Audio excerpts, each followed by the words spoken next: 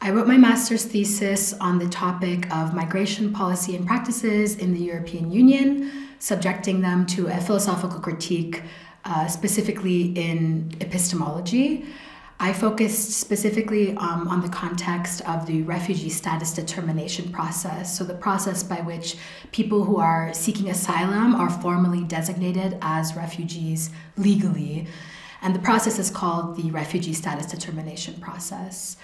Essentially, my thesis tried to analyze what the evidentiary and credibility aspects of this project or this process entail. So I was specifically focusing on the case study of sexual orientation-based asylum claims. So these are people who are seeking protection because they are persecuted in their home countries on the basis of their sexual orientation. And the process then becomes more complicated, by which they're granted refugee status, because they have to basically prove to the state that they are who they say they are. And essentially my project was using a philosophical framework from epistemologist Miranda Fricker to kind of problematize but also highlight some of the central limitations of this process.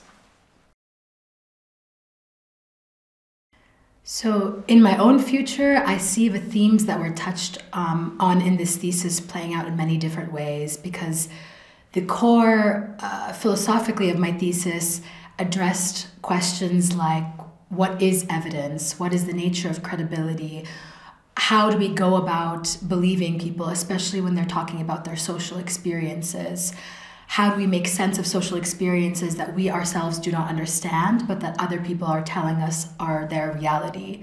So I think these are questions that are very relevant regardless of what context you're in, whether it's philosophically in academia or otherwise.